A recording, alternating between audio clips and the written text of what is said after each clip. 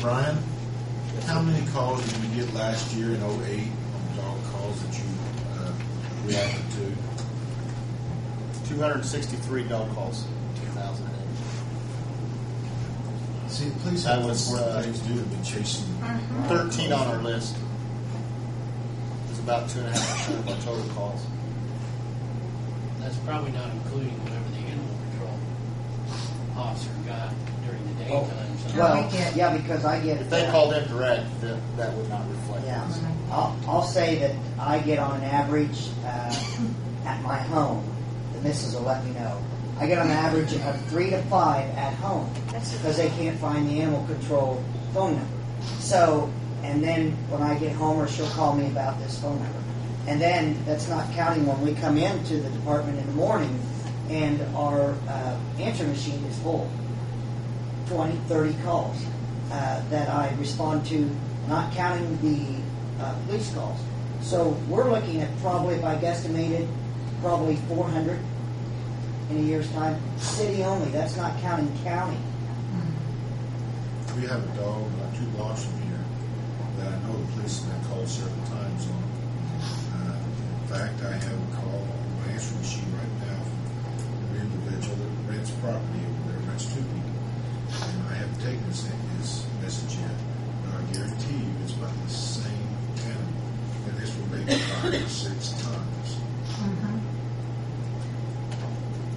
Talk with Mike mentioning that he knows of 5 that have the pit bulls.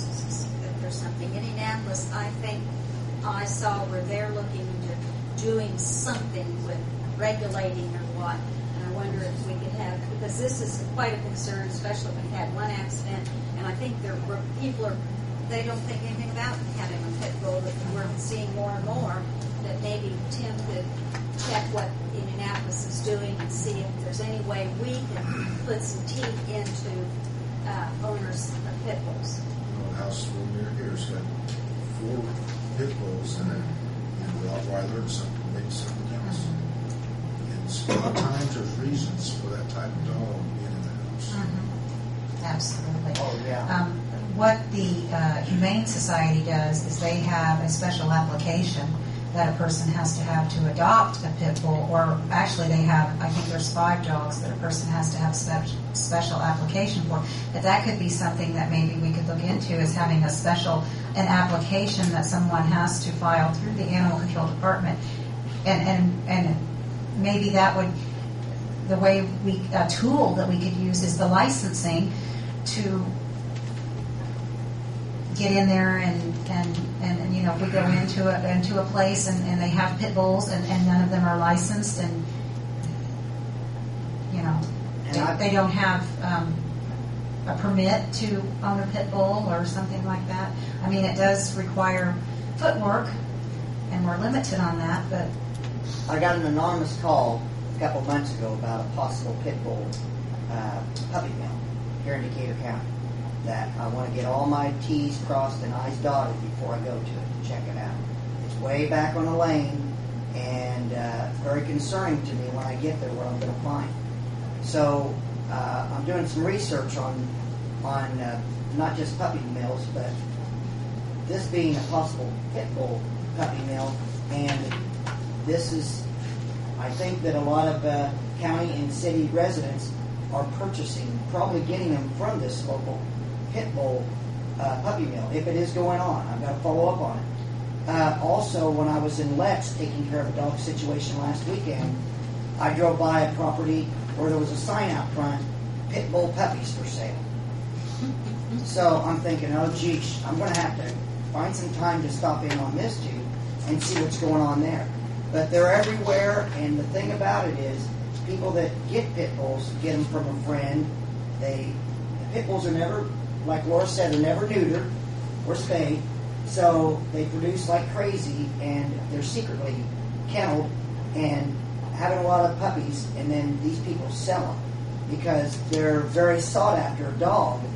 And Brian will probably tell you too, most of my cases with pit bulls, when I call to ask for background checks or what's going on with these individuals, almost always when I go to a pit bull situation, the owners of it are young, they're under 30 years old, a male, and they've already been in trouble with the law many times.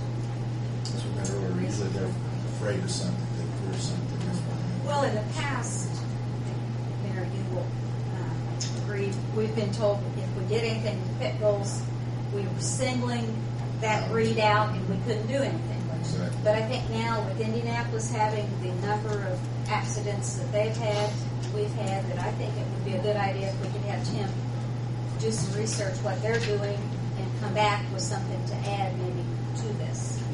And we have those dangerous animals. Well, yes, we do. That pretty well covers it. We do have identification and regulation of dangerous dogs in the back, which we did that for that specific reason. So, I mean, just let us know what we can, And I believe it mean, or not, there are how we pit can bulls improve out upon there. that. There are pit bulls out there that's never shown the aggression. Oh, I've had big absolutely. babies. We've got some big babies in the shelter. 150 pounders that come in that'll lick you to death. But still, those animals require specific care. They do have specific breeding. Can't take the hunt out of beagle. And those animals have specifics to them that I do think, that owners need to know what type of animal that they have. I am for a permit, or a special application. I would be very much in favor of that. Well, once again, we ask most people to do the right thing. We ask everybody to do the right thing. One of the people will respond. Yeah. And when they respond, how do you collect that? Mhm. That license.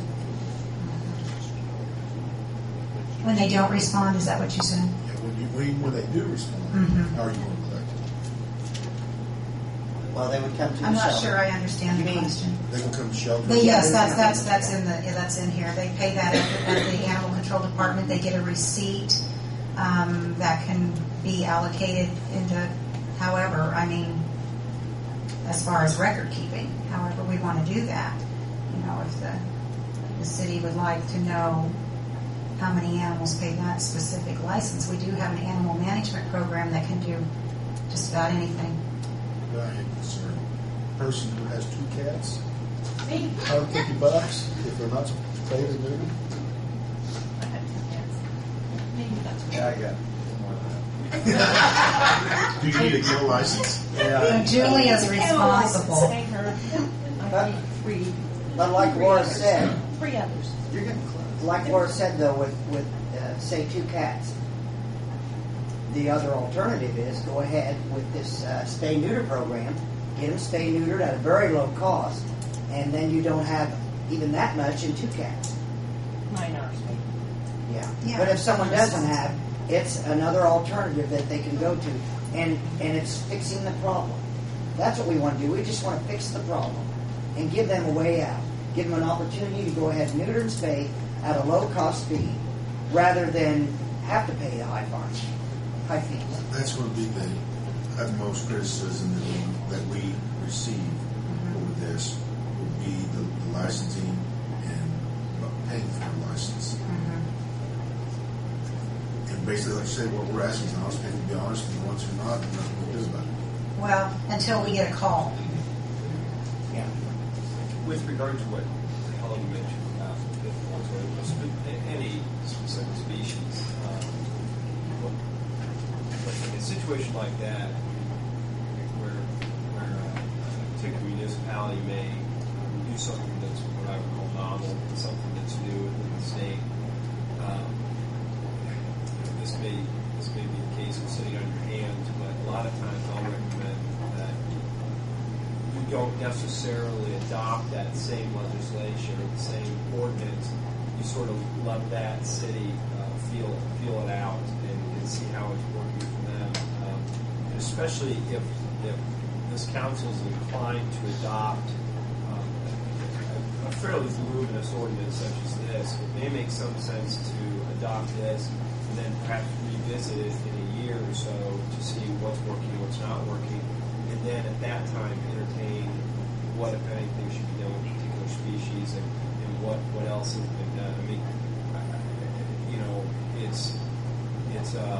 that's one way of going about it. I mean, and the reason why I say that is if someone comes to challenge it, and all of a sudden we're the new kids on the block with this ordinance, we now are the